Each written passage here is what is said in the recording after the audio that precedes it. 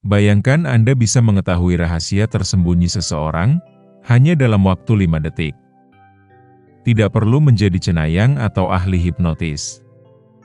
Ini adalah teknik nyata yang digunakan oleh agen FBI dan psikolog forensik, dan ini juga banyak diterapkan oleh HRD saat interview saat melamar kerja. Dan hari ini, Anda akan mempelajarinya. Awas! Mulai sekarang, setiap kata yang Anda ucapkan, setiap gerakan yang Anda buat bisa mengungkapkan rahasia tergelap dalam pikiran Anda. Dan dalam 5 detik saja, orang seperti saya bisa membongkarnya. Tidak percaya? Coba saja lihat data yang ada bahwa pada mantan agen FBI yang menangkap 153 penjahat hanya dengan mengamati bola mata. Atau psikolog yang tahu pasangannya selingkuh sebelum korbannya sadar. Ini bukan ilmu sihir, ini senjata rahasia yang sengaja tidak diajarkan di sekolah. Mau tahu cara kerjanya? Jangan berkedip, karena Anda mungkin akan melewatkan detail terpenting. Bagian akhir video nanti, saya akan menyampaikan 3 hal, bagaimana melatih kemampuan membaca pikiran secara bertahap. Kesalahan umum yang harus dihindari dan contoh penerapan dalam pertemanan, hubungan asmara, dan dunia kerja. Sebelum kita mulai, jangan lupa tinggalkan komentar, subscribe dan klik tombol lonceng agar tidak ketinggalan video edukatif berikutnya. Mari kita mulai.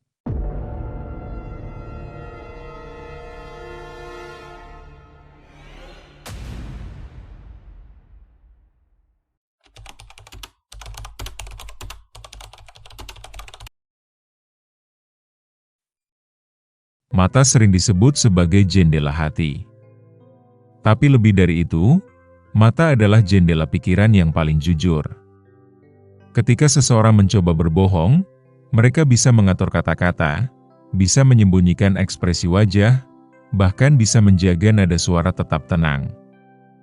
Tapi satu hal yang sulit mereka kendalikan sepenuhnya, gerakan mata.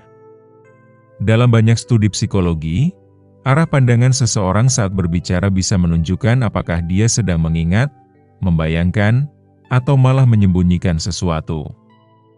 Misalnya, orang yang melihat ke kanan atas seringkali sedang menciptakan gambaran di pikirannya, yang bisa jadi merupakan kebohongan. Sebaliknya, mereka yang melihat ke kiri atas biasanya sedang mengakses memori nyata. Mata juga berbicara lewat tatapan. Terlalu lama menatap bisa jadi bentuk intimidasi, terlalu cepat menghindar bisa menunjukkan rasa bersalah. Jadi, jika kamu ingin membaca pikiran seseorang tanpa bicara, cukup perhatikan matanya, karena bahasa mata jarang sekali berbohong. Mata tidak hanya menyampaikan arah pikiran, tapi juga memancarkan emosi yang tak bisa disembunyikan. Saat seseorang gugup, matanya sering bergerak cepat, mencari pelarian visual, seolah ingin keluar dari percakapan. Saat seseorang jujur, matanya lebih tenang, kontak mata terasa stabil, meskipun kadang tetap malu-malu. Namun, bukan soal durasi menatap yang penting, melainkan ketulusan dalam tatapan itu sendiri. Kadang kita merasakan bahwa seseorang sedang menatap kita tapi tidak melihat, karena pikirannya sedang kemana-mana. Disinilah kemampuan membaca bahasa mata menjadi sangat penting. Kamu bisa tahu apakah seseorang sedang sungguh-sungguh mendengarkan atau hanya sekadar ada secara fisik. Bahkan saat mereka berkata, "Aku peduli," kamu bisa tahu apakah itu benar atau hanya kata-kata kosong. Karena mata tak punya filter seperti lidah. Dan bukan hanya mata yang berbicara, tubuh pun menyampaikan pesan-pesan samar yang sering lebih jujur daripada apapun yang terucap. Tanpa disadari, tubuh kita akan selalu memantulkan kondisi pikiran kita. Orang yang merasa nyaman cenderung terbuka secara postur, bahunya rileks, tangannya tidak menutupi bagian tubuh yang vital seperti dada atau leher.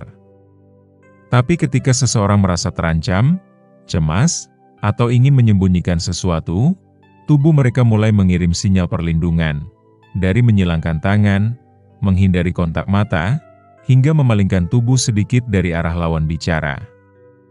Semua ini adalah reaksi bawah sadar. Artinya, mereka tidak bisa sepenuhnya mengontrolnya. Bahkan jika ingin menariknya, dalam interaksi sosial yang alami, tubuh dua orang yang nyaman satu sama lain akan mulai melakukan sinkronisasi. Ini disebut mirroring, atau cerminan tubuh. Ketika kamu duduk dengan seseorang dan mulai merasa nyambung, tanpa sadar kamu akan meniru posisi duduk mereka, gerakan tangan, bahkan cara bicara. Ini adalah bentuk resonansi emosional yang terjadi secara otomatis. Tapi teknik ini juga bisa dibalik. Kamu bisa sengaja mencerminkan bahasa tubuh orang lain secara halus untuk menciptakan rasa nyaman, lalu mengamati apakah mereka juga mulai mengikuti gerakanmu. Jika iya, itu tanda bahwa secara psikologis mereka merasa aman dan terkoneksi. Tapi jika mereka tetap tertutup atau bahkan menjaga jarak, bisa jadi ada jarak emosional yang sedang mereka pertahankan, entah karena tidak percaya, merasa terancam, atau sedang menyimpan sesuatu dalam banyak percakapan penting, baik dalam hubungan pribadi, negosiasi bisnis, atau bahkan sekadar pertemuan singkat. Kepekaan membaca respons tubuh bisa menjadi pembeda antara kamu yang hanya mendengar dan kamu yang benar-benar mengerti. Orang bisa berkata, "Aku setuju," tapi jika tubuhnya sedikit menoleh menjauh dan tangan disilangkan, maka respons bawah sadarnya sedang berkata sebaliknya. Kemampuan untuk menangkap ketidaksesuaian inilah yang membuatmu tampak seperti membaca pikiran. Namun, dari semua sinyal nonverbal yang ada, kombinasi gerakan mata dan ekspresi mikro wajah tetap jadi alat paling akurat untuk membaca pikiran orang. Ekspresi mikro adalah ekspresi yang muncul sangat cepat, kadang kurang dari 1 detik, dan biasanya muncul sebelum seseorang sempat mengontrol wajahnya. Misalnya, seseorang yang berkata, "Aku bahagia banget," tapi dalam sepersekian detik sebelum senyum itu muncul, kamu melihat kilatan ekspresi sedih atau ketakutan. Itu adalah emosi asli yang sempat keluar sebelum ditutupi. Dan hanya mereka yang peka yang bisa menangkapnya. Ekspresi mikro biasanya muncul dalam situasi penuh tekanan, saat seseorang merasa perlu menyembunyikan emosi atau menjaga kesan tertentu. Tapi tubuh dan wajah tidak bisa bohong selamanya. Mereka akan selalu membocorkan emosi asli, walau sekejap. Maka orang yang bisa membaca ini bukan hanya lebih memahami orang lain, tapi juga punya keunggulan sosial luar biasa, karena mereka merespons bukan hanya dari apa yang dikatakan, tapi dari apa yang sebenarnya dirasakan. Semua ini menunjukkan satu hal, membaca pikiran bukan soal menjadi cenayang atau punya kekuatan gaib. Ini soal kepekaan. Tentang belajar memperhatikan hal-hal kecil yang sering dilewatkan orang lain. Mata, wajah, tubuh, semua berbicara, bahkan saat mulut diam. Dan jika kamu cukup sabar untuk mengamati, kamu akan bisa menangkap cerita di balik diam, emosi di balik senyum, dan kebenaran di balik kata-kata sopan yang tidak tulus.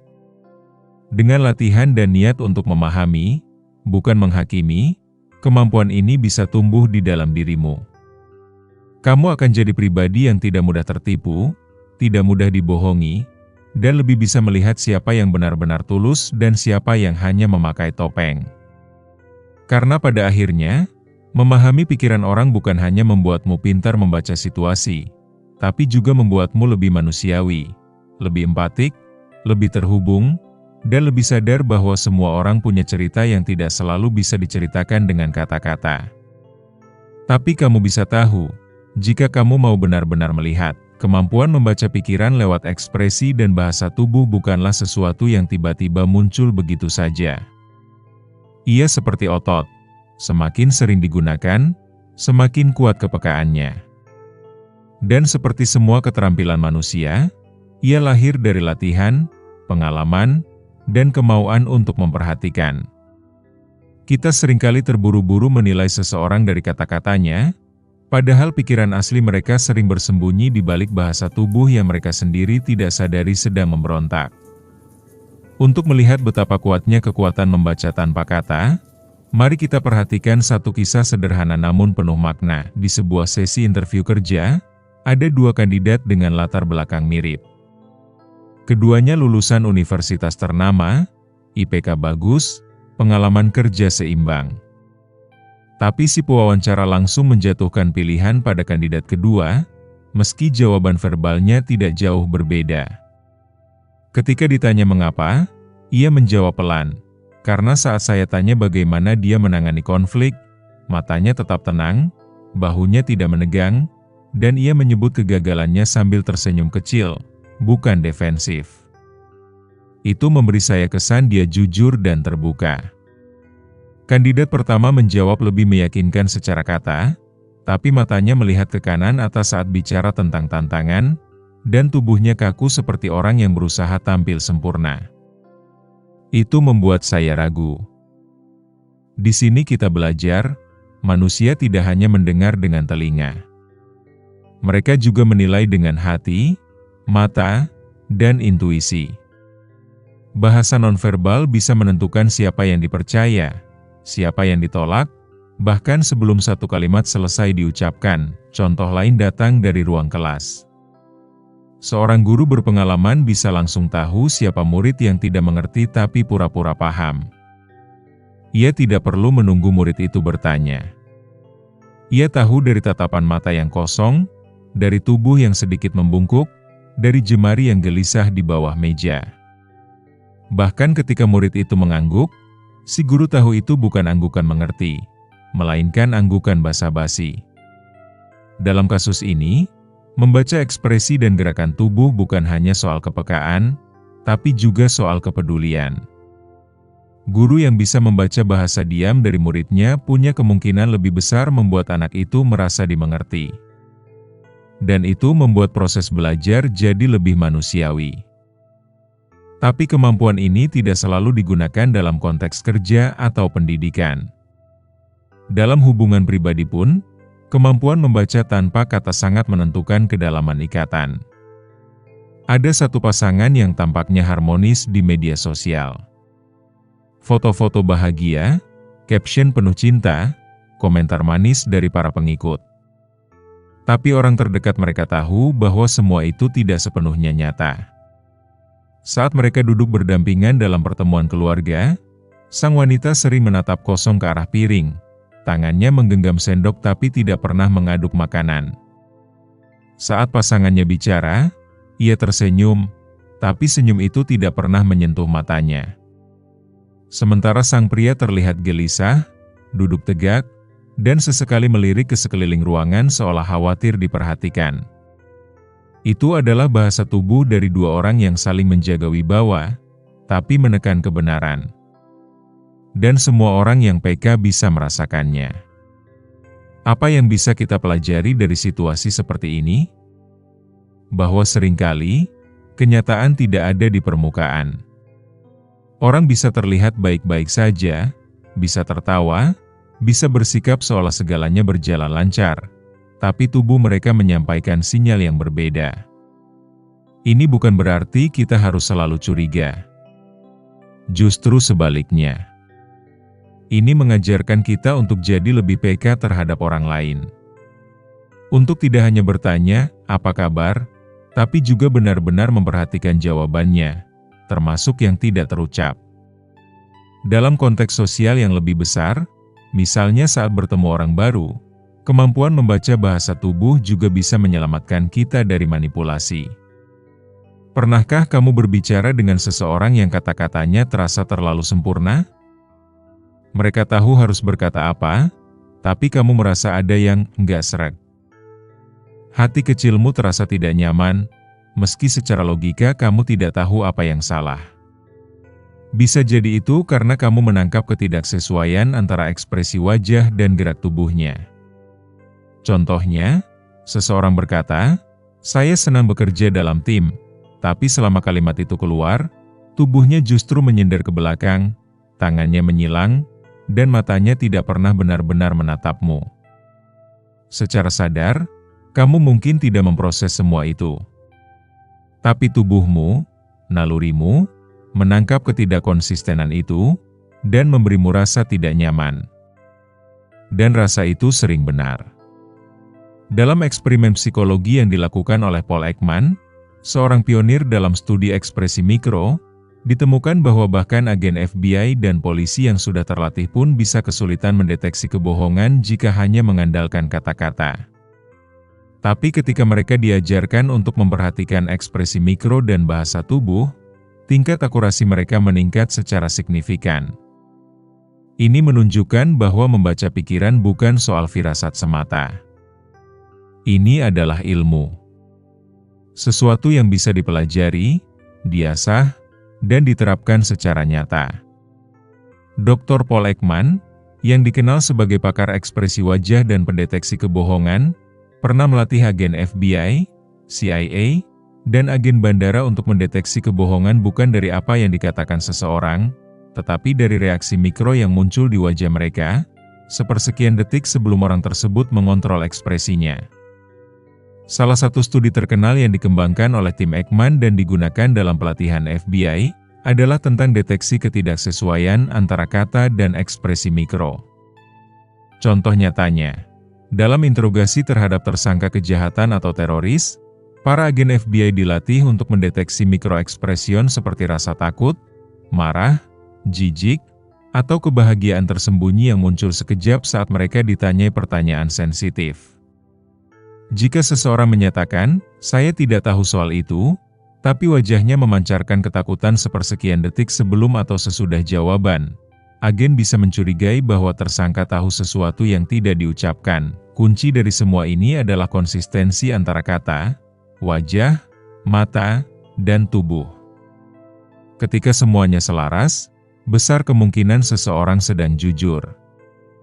Tapi ketika satu bagian tubuh menunjukkan hal berbeda dari kata-kata yang diucapkan, disitulah kamu harus berhenti dan bertanya dalam hati, apa yang sebenarnya dia rasakan? Tidak semua orang nyaman membuka diri dengan kata-kata. Banyak orang justru lebih mudah menunjukkan perasaannya lewat gerakan tubuh yang tak mereka sadari. Dan jika kamu punya kepekaan untuk menangkapnya, kamu akan lebih mengerti dunia mereka. Kamu akan tahu kapan seseorang butuh dukungan meski tidak minta. Kapan seseorang marah tapi tidak berani bicara. Kapan seseorang ingin pergi, tapi terlalu sopan untuk menunjukkan itu. Semua cerita itu ada di balik gerakan kecil. Satu tatapan kosong, satu tarikan napas dalam, satu kedipan mata yang terlalu cepat. Dan semakin kamu melatih dirimu untuk melihat dengan niat memahami, bukan menghakimi, kamu akan jadi orang yang sangat berharga dalam hidup banyak orang. Karena kamu bukan hanya hadir, tapi hadir sepenuhnya. Dan itu, lebih dari apapun, adalah bentuk kecerdasan sosial yang tidak bisa dibeli, hanya bisa dilatih dengan kesabaran dan empati.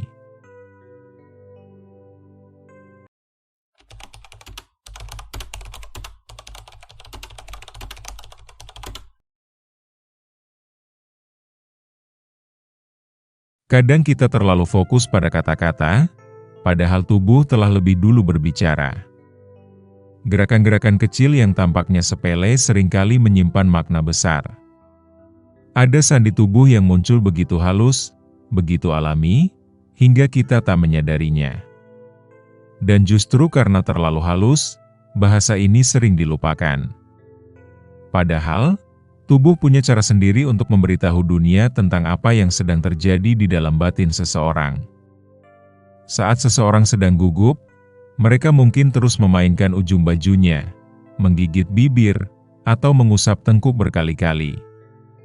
Mereka tidak sadar melakukannya, tapi tubuh mereka sedang berusaha menenangkan dirinya sendiri. Itu disebut self-soothing gesture, gestur menenangkan diri yang tanpa kata memberi sinyal bahwa sedang ada ketegangan di dalam diri mereka. Coba perhatikan orang yang sedang duduk di ruangan wawancara kerja. Kata-katanya terdengar percaya diri, tapi kedua tangannya berusaha saling menggenggam erat di bawah meja. Atau sesekali menyentuh wajahnya, menepuk pahanya pelan, atau menggerak-gerakkan kaki tanpa henti. Itu bukan gerakan sembarangan. Itu adalah bahasa ketegangan.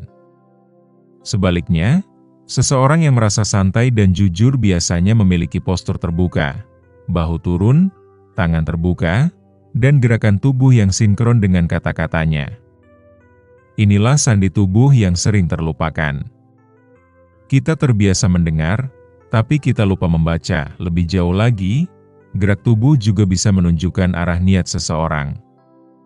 Misalnya, saat dua orang berdiri berhadapan, dan satu di antara mereka memutar tubuhnya sedikit ke samping, itu bisa jadi sinyal bahwa dia ingin mengakhiri percakapan.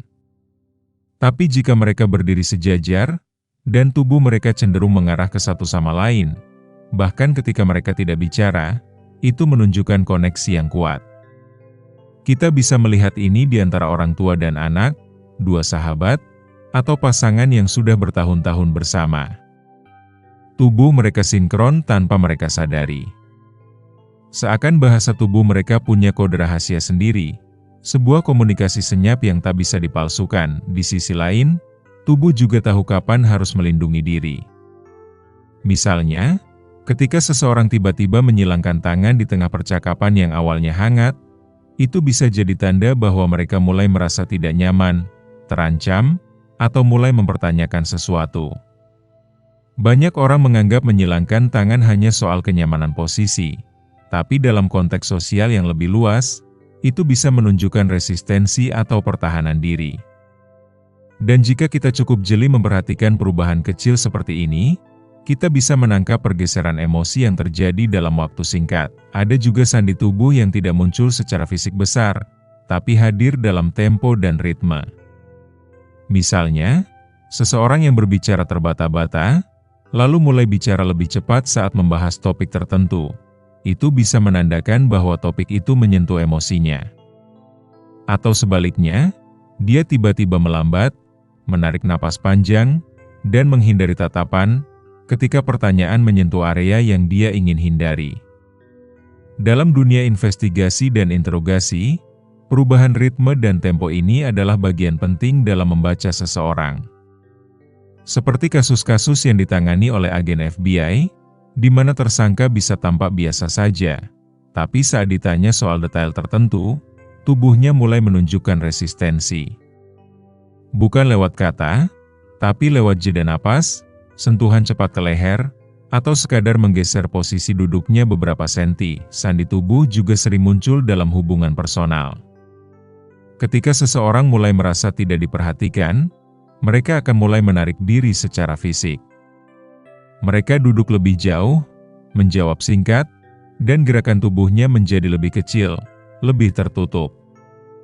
Tapi ketika seseorang merasa dihargai, tubuh mereka cenderung bergerak lebih luas, terbuka, dan ekspresif. Itulah mengapa dalam terapi atau konseling, posisi duduk klien bisa memberi banyak petunjuk. Seseorang yang mulai membuka diri secara emosional sering terlihat mulai duduk lebih tegak, membuka tangan, atau bahkan mendekatkan tubuh ke arah lawan bicaranya. Tubuh tahu kapan harus menutup, dan kapan siap untuk terbuka kembali. Sayangnya, banyak dari kita tidak peka terhadap sinyal-sinyal ini. Kita terlalu fokus pada respon verbal, terlalu percaya pada kalimat, "aku baik-baik saja", dan lupa membaca bahwa tubuh sedang berkata sebaliknya. Kita sering gagal melihat saat orang terdekat mulai menjauh secara emosional, padahal tubuh mereka sudah memberitahu kita jauh sebelum mereka benar-benar pergi. Sandi tubuh tidak muncul mendadak, ia tumbuh perlahan, tapi konsisten. Ia muncul dari kebiasaan kecil yang berubah sedikit demi sedikit. Dari yang dulu selalu menghadap saat bicara, kini mulai berpaling. Dari yang dulu menyentuh tanganmu dengan ringan saat tertawa, kini hanya menyilangkan tangan di dada. Dan jika kamu cukup peka, kamu bisa menangkap itu semua, sebelum semuanya terlambat. Menjadi peka terhadap sandi tubuh bukan berarti kamu harus jadi pengamat setiap detik. Tapi ini soal membiasakan diri untuk hadir penuh. Saat kamu berbicara dengan seseorang, benar-benar tatap wajahnya. Dengarkan ritme suaranya. Rasakan atmosfer energinya. Karena kadang, Yang tidak mereka ucapkan justru jauh lebih penting dari yang mereka katakan. Kalau kamu ingin tahu apa yang sebenarnya dipikirkan seseorang, jangan hanya dengarkan mulutnya. Perhatikan isyarat-isyarat kecil yang mereka keluarkan tanpa sadar. Karena justru disitulah kebenaran sering bersembunyi. Orang bisa berbohong lewat kata-kata, tapi mereka akan kesulitan mengontrol gerakan tubuh, pola napas, nada suara, dan ekspresi yang muncul tiba-tiba. Orang yang menyembunyikan sesuatu seringkali gelisah, mengulang kalimat yang sama, atau terlalu banyak menjelaskan. Mereka bicara terlalu cepat, lalu berhenti mendadak. Saat ditanya hal sederhana, mereka terlihat berpikir terlalu lama, padahal jawabannya seharusnya mudah. Ini bukan karena mereka bodoh, tapi karena otaknya sedang bekerja keras membuat cerita yang tidak sesuai kenyataan. Contoh nyata, dalam banyak interogasi, tersangka sering tertangkap bukan karena kesalahan dalam cerita, tapi karena tubuh mereka tidak selaras dengan mulut mereka. Saat bilang, "Saya tidak tahu," mata mereka melihat ke kanan atas, tangan mereka bergerak menutupi mulut, dan bahu sedikit naik. Ini semua tanda bahwa ada konflik batin. Mulut mengatakan satu hal, tubuh mengatakan hal lain dalam interaksi sehari-hari pun sama. Ketika seseorang merasa terpojok, tubuhnya akan memberi reaksi otomatis. Misalnya, mereka tiba-tiba duduk lebih tegak, menegang, atau justru menyandarkan tubuh terlalu jauh seperti ingin kabur. Mereka bisa menjadi defensif, sering mengalihkan pandangan, atau menunjukkan ekspresi yang tidak sesuai konteks. Misalnya, seseorang tersenyum saat kamu menyebut hal yang menyedihkan. Itu tidak normal. Bisa jadi dia sedang menyembunyikan rasa tidak nyaman, atau mencoba menutupi emosinya dengan reaksi yang berlawanan. Ini disebut incongruent expression, ekspresi yang tidak selaras dengan isi kalimat. Kamu tidak perlu jadi ahli psikologi untuk mengenali ini. Cukup latih dirimu untuk melihat satu hal penting, ketidaksesuaian. Saat ekspresi wajah, gerakan tubuh, dan kata-kata tidak berjalan searah, besar kemungkinan ada kebohongan, tekanan, atau sesuatu yang ditutupi. Bahkan dalam hubungan dekat, hal ini sering terjadi. Seseorang bisa bilang, "Aku nggak apa-apa," tapi cara dia bicara pelan, matanya sayu, dan dia menarik napas dalam. Itu bukan tanda orang yang baik-baik saja. Tapi kita sering mengabaikannya, karena kita terlalu sibuk mendengar, bukan memperhatikan. Jika kamu mulai melatih kepekaan ini, kamu akan lebih cepat tahu saat orang mulai berubah. Kamu bisa membaca perasaan sebelum mereka mengakuinya. Kamu akan lebih sulit dibohongi, lebih cepat merespon, dan lebih kuat secara sosial, karena kenyataannya, dunia ini penuh basa-basi.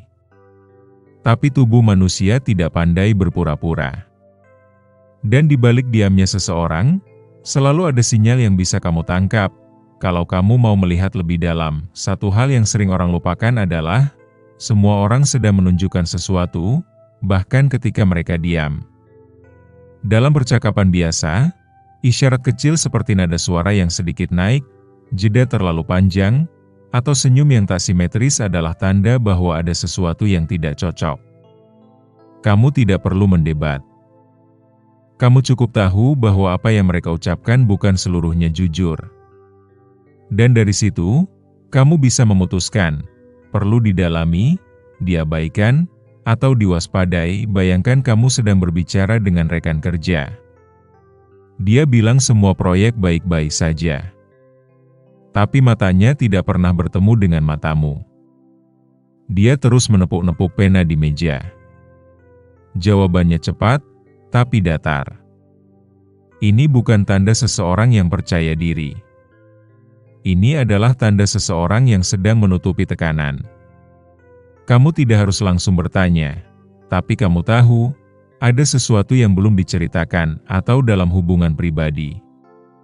Saat pasanganmu bilang, "Gak ada apa-apa," tapi sejak tadi dia diam lebih lama, menjawab seadanya, dan bahkan memegang tanganmu tapi terasa hambar. Itu bukan tanpa arti. Kita seringkali memaksa diri percaya kata-kata, padahal tubuh sudah memperingatkan kita dari awal. Orang yang benar-benar nyaman akan memperlihatkan gerakan yang sinkron. Kata, suara, dan tubuhnya sejalan. Tapi saat seseorang tidak nyaman, konflik itu keluar dalam bentuk kecil yang terlihat jika kamu mau melihat. Satu contoh yang sering terjadi adalah dalam kasus permintaan maaf. Orang yang tulus biasanya akan menunjukkan penurunan volume suara, menatap mata kita, bahunya turun sedikit, dan kalimatnya tidak defensif. Tapi orang yang tidak tulus justru lebih banyak membela diri, menyalahkan keadaan, dan tubuhnya justru menjauh dari kita, bahkan jika mulutnya berkata, maaf. Dan dalam hitungan detik, kita bisa merasakan bedanya. Tubuh tidak bisa sepenuhnya dikendalikan, bahkan oleh orang yang sangat terlatih sekalipun. Bahkan pembohong profesional, jika diperhatikan baik-baik, akan menunjukkan kebocoran mikro dari pikirannya. Entah itu lewat jari yang mengetuk meja terlalu cepat, suara yang tiba-tiba parau, atau mata yang terus berkedip lebih sering dari biasanya. Kamu tidak butuh insting magis. Kamu hanya butuh kesadaran dan latihan. Di dunia hukum, banyak pengakuan tidak diperoleh lewat pertanyaan tajam, tapi lewat diam yang dibiarkan. Seorang interrogator berpengalaman tahu, jika ia diam cukup lama dan memperhatikan tubuh lawan bicaranya, seringkali tersangka mulai membuka sedikit celah. Entah itu lewat tubuh yang mulai gelisah, mengulang kalimat, atau akhirnya bicara lebih dari yang ditanyakan. Ini bukan sihir. Ini adalah efek dari tekanan dalam pikiran yang tidak bisa terus ditutupi oleh tubuh, dan ini tidak hanya berlaku di ruang interogasi. Dalam kehidupan sehari-hari, kamu bisa menggunakannya untuk lebih memahami temanmu, atasanmu, pasanganmu, bahkan orang asing. Saat seseorang bicara soal masa depan tapi tubuhnya gelisah, ada ketakutan di balik ucapannya. Saat seseorang bilang mereka percaya padamu tapi tidak pernah benar-benar menatap matamu saat mengatakan itu, bisa jadi kepercayaan itu tidak sekuat yang kamu kira. Kamu akan mulai menyadari bahwa banyak orang tidak mengatakan apa yang mereka rasakan. Tapi mereka menunjukkannya, tanpa sadar, setiap hari. Lewat cara mereka berdiri, berjalan, menatap, bahkan lewat cara mereka menarik napas sebelum menjawab pertanyaan sederhana. Kemampuan membaca ini bukan untuk menyudutkan orang lain. Justru sebaliknya. Ini adalah alat untuk memahami lebih dalam, agar kita bisa merespons dengan bijak. Kadang seseorang tidak bisa bicara karena trauma. Kadang mereka takut dinilai, takut ditolak, atau sekadar tidak tahu harus mulai dari mana. Tapi tubuh mereka tetap ingin bicara.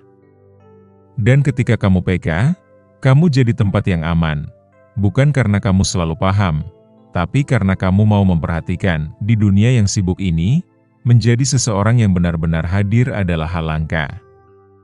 Dan ketika kamu bisa membaca orang tanpa harus menuntut mereka bicara, kamu akan lebih dihargai. Orang akan merasa dimengerti, meski kamu tidak banyak bertanya. Dan itu, dalam dunia yang penuh kebisingan ini, adalah kekuatan yang sangat besar. Membaca pikiran tanpa kata tidak berarti kamu selalu tahu jawaban. Tapi kamu akan tahu kapan harus diam, kapan harus mendekat, dan kapan harus menjaga jarak. Kamu akan bisa membedakan antara kata iya yang tulus dan iya yang terpaksa. Kamu bisa menangkap ketidaknyamanan yang tidak dikatakan. Dan kamu bisa menghindari salah paham sebelum semuanya terlambat. Dan jika kamu terus melatih kemampuan ini, satu demi satu, kamu akan jadi orang yang tidak mudah tertipu. Tidak mudah dibohongi. Tidak mudah dibelokkan oleh kalimat manis yang kosong.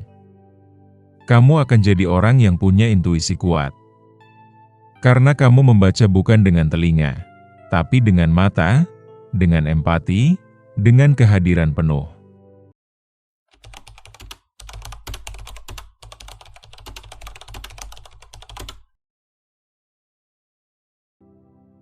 Kita sering mengira membaca pikiran hanya bisa dilakukan lewat tatapan atau bahasa tubuh. Tapi satu elemen yang sangat kuat dan sering diabaikan adalah suara. Bukan isi kalimatnya, tapi bagaimana suara itu keluar. Nada, tempo, intonasi, tekanan, dan ritme bicara seseorang menyimpan lebih banyak informasi daripada yang kita sadari. Seseorang bisa bilang, "Aku baik-baik saja." Tapi kalau nadanya terlalu tinggi, temponya terlalu cepat, atau suara terdengar datar tanpa emosi, maka kamu tahu, dia tidak sedang baik-baik saja. Suara itu keluar dari dalam, dan pikiran tidak bisa sepenuhnya menyembunyikan tekanan yang terjadi di baliknya. Perhatikan nada suara. Saat seseorang gugup atau tidak jujur, suaranya cenderung meninggi di akhir kalimat, seperti mencoba meyakinkan sesuatu yang bahkan dirinya sendiri tidak yakin. Atau kadang mereka justru berbicara terlalu lambat, seperti sedang menyusun kebohongan di kepala. Suara yang tidak konsisten dengan konten kalimat adalah tanda peringatan paling awal, lalu ada jeda yang tidak normal. Ketika seseorang diberi pertanyaan sederhana dan butuh waktu lama untuk menjawab, itu bukan karena mereka lupa, tapi karena otaknya sedang memilih kata yang tepat agar tidak salah. Terlalu banyak atau pengulangan frasa juga bisa menunjukkan kegugupan, terutama jika terjadi saat membahas hal sensitif. Yang lebih halus lagi adalah perubahan napas. Seseorang yang mulai berbicara dengan normal lalu tiba-tiba menarik napas panjang sebelum menjawab, bisa jadi sedang bersiap menyembunyikan sesuatu. Ini tidak selalu berarti mereka berbohong. Bisa jadi mereka merasa tidak aman, takut salah, atau sedang menahan emosi. Tapi intinya jelas, ada tekanan dalam pikiran yang mempengaruhi suara mereka. Dalam dunia interogasi, ini sering disebut sebagai vokal AKG, kebocoran suara yang tidak sesuai dengan isi pesan. Contohnya, dalam interogasi terhadap tersangka, saat ditanya soal keberadaan mereka di tempat kejadian, jawabannya terdengar tegas, "Saya tidak ke sana." Tapi jika direkam dan dipelajari, suaranya sedikit gemetar, dengan akhir kalimat yang tidak bulat. Ini bukan hanya soal konten, tapi energi yang bocor lewat nada suara, dan ini tidak hanya terjadi di ruang interogasi. Dalam kehidupan sehari-hari, kita bisa melihat ini di kantor, dalam hubungan, bahkan dalam panggilan telepon. Seseorang yang biasa ceria, tapi tiba-tiba terdengar pendek dan kaku saat menjawab, itu pertanda ada sesuatu yang berubah. Suara adalah bayangan langsung dari kondisi mental. Emosi menggetarkan pita suara. Dan jika kamu peka, kamu akan langsung tahu ada yang tidak beres, bahkan sebelum kata-katanya selesai. Intonasi juga penting. Ketika seseorang ingin menyembunyikan kemarahan, dia bisa saja tetap tersenyum dan berkata ramah. Tapi jika kamu dengarkan intonasinya, kamu akan menangkap ketegangan yang terbungkus dalam kata-kata manis itu. Nada yang terlalu datar saat membahas sesuatu yang seharusnya menyenangkan juga bisa menunjukkan emosi yang ditekan atau kelelahan emosional. Yang membuat suara begitu jujur adalah karena kita tidak terbiasa mengontrolnya seperti kita mengontrol kata-kata. Kita diajarkan bicara sopan, memilih kata baik, menyusun kalimat logis. Tapi jarang ada yang mengajarkan bagaimana menyembunyikan getaran suara, atau cara menipu intonasi. Dan karena itu, suara menjadi celah yang paling mudah bocor saat seseorang mencoba menyembunyikan pikirannya. Satu hal yang harus kamu perhatikan adalah sinkronisasi antara kata dan suara. Jika seseorang bilang, "Aku senang ketemu kamu," tapi nadanya datar dan tidak ada penekanan di kata senang, maka ada sesuatu yang tidak selaras. Kalimat itu mungkin benar secara sosial, tapi tidak tulus secara emosional. Dan sekali lagi, kamu tidak perlu menyimpulkan berlebihan.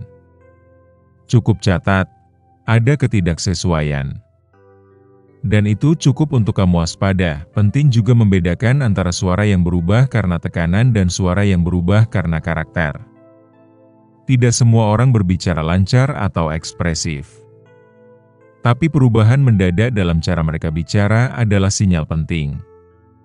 Kalau biasanya dia berbicara tenang lalu tiba-tiba jadi cepat dan tinggi, atau biasanya ramah tapi kini terdengar tajam, itu adalah tanda bahwa pikirannya sedang berubah. Deteksi melalui suara tidak butuh peralatan canggih. Tidak perlu software, tidak perlu mikrofon super sensitif. Kamu hanya perlu hadir penuh saat mendengarkan. Latih telingamu untuk tidak hanya menangkap kata, tapi juga energi di balik suara itu. Karena suara membawa getaran, dan getaran itulah yang memantulkan isi pikiran, kamu bisa mulai dari sekarang. Dengarkan cara bicara orang-orang di sekitarmu. Dengarkan mereka saat bahagia, saat marah, saat gugup. Perhatikan perubahan volume, nada, jeda, bahkan desahan kecil di antara kalimat. Dalam waktu singkat, kamu akan mulai menyadari bahwa suara bukan hanya alat bicara, tapi juga jendela ke dalam isi hati dan pikiran, dan ketika kamu menguasai kemampuan ini, kamu akan jadi orang yang sulit dibohongi. Bukan karena kamu suka mencurigai, tapi karena kamu tahu cara membaca kejujuran yang tak bisa disembunyikan. Suara, jika kamu dengar dengan hati yang tajam, akan selalu membocorkan kenyataan.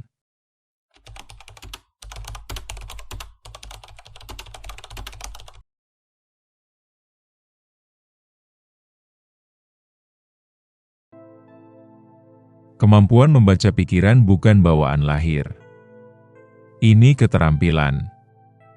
Dan seperti keterampilan lain, kamu bisa melatihnya. Dimulai dari hal paling dasar, hadir penuh saat berbicara. Jangan hanya fokus pada apa yang ingin kamu katakan. Belajarlah memperhatikan. Dengarkan kata-katanya, tapi juga lihat matanya, perhatikan gerak tubuhnya, dengarkan suara di balik suara. Latihan pertama, amati lebih banyak, bicara lebih sedikit. Di lingkungan sosial, perhatikan bagaimana orang menjawab pertanyaan. Apakah tubuhnya terbuka atau tertutup? Apakah nada suaranya sesuai dengan isi kalimat? Apakah ada jeda panjang sebelum menjawab? Tuliskan pengamatanmu, lalu cocokkan dengan realitas setelahnya. Semakin sering kamu mencocokkan antara ekspresi dengan hasil, nalurimu makin tajam. Latihan kedua, tonton film tanpa suara. Perhatikan ekspresi wajah dan bahasa tubuh tokohnya. Tebak apa yang mereka rasakan, lalu nyalakan suaranya dan lihat seberapa akurat tebakanmu. Ini akan melatihmu untuk membaca emosi tanpa perlu mendengar kata-kata. Latihan ketiga, latih empati, bukan hanya analisis. Membaca pikiran bukan untuk mencari-cari kesalahan, tapi untuk memahami orang lebih dalam. Semakin tulus niatmu untuk mengerti, semakin peka kamu terhadap sinyal kecil yang biasanya tidak terlihat.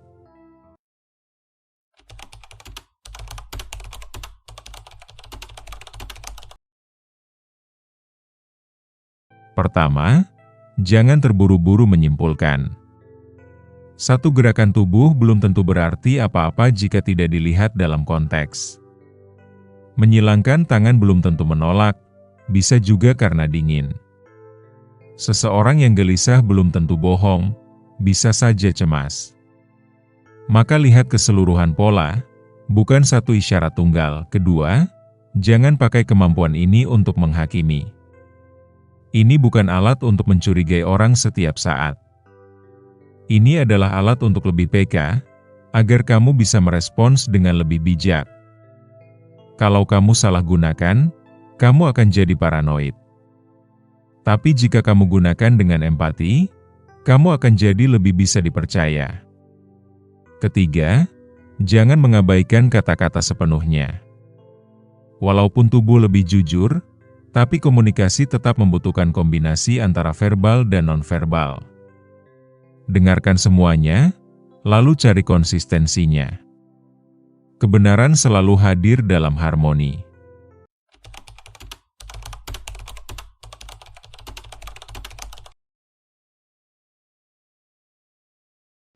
Dalam pertemanan, Kemampuan ini akan membuatmu jadi teman yang dirindukan. Saat sahabatmu bilang, "Gue nggak apa-apa kok," kamu tahu dari nada suaranya dan wajahnya bahwa dia butuh tempat cerita. Kamu tidak memaksa, tapi kamu diam di sampingnya. Dia merasa aman. Itu yang bikin hubungan tumbuh kuat, bukan karena banyak bicara, tapi karena kamu tahu kapan diam dan kapan hadir. Dalam hubungan asmara, kemampuan ini mencegah salah paham. Kamu tidak hanya mendengar keluhan, tapi kamu tahu dari gerak tubuhnya kalau dia merasa tidak cukup dihargai. Kamu bisa meminta maaf sebelum dia marah. Kamu bisa menyentuh tangan saat dia cemas, tanpa dia harus bilang. Dan ini membuat cinta tumbuh dengan kedalaman yang tidak bisa dijelaskan dengan kata-kata. Di dunia kerja, kamu jadi lebih cerdas secara sosial. Kamu tahu kapan atasan sedang terbuka untuk berdiskusi, dan kapan dia hanya ingin menyendiri. Kamu tahu rekan kerja sedang stres, meskipun dia tetap tersenyum. Kamu tahu kapan harus bicara dan kapan cukup mendukung. Ini membuatmu dihormati bukan karena jabatannya, tapi karena kepekaanmu yang jarang dimiliki orang lain. Di dunia yang penuh kebisingan ini, orang yang benar-benar mendengarkan adalah langka. Tapi kamu bisa jadi satu di antara yang sedikit itu. Seseorang yang hadir bukan hanya dengan telinga, tapi dengan mata, hati, dan rasa. Seseorang yang mampu menangkap apa yang tidak diucapkan, dan merespons dengan pengertian, bukan dengan penghakiman. Membaca pikiran tanpa kata adalah tentang keberanian untuk memperhatikan lebih dalam. Tentang tidak hanya percaya pada permukaan, tapi juga peduli pada yang tak terlihat. Ini bukan tentang menjadi orang yang tahu segalanya, tapi menjadi seseorang yang peduli dengan sepenuhnya. Dan saat kamu memiliki kemampuan ini, kamu bukan hanya akan lebih peka. Kamu akan lebih kuat, lebih dipercaya, lebih dihormati. Karena di balik semua logika dan kata-kata, manusia hanya ingin satu hal, dimengerti. Dan kamu bisa jadi orang yang mampu melakukannya, bukan dengan banyak bicara, tapi dengan benar-benar melihat, mendengar, dan merasa. Latih kepekaanmu. Tajamkan intuisimu. Dan jadilah pembaca pikiran yang paling tulus, bukan untuk mengendalikan orang lain, tapi untuk lebih terhubung dengan mereka.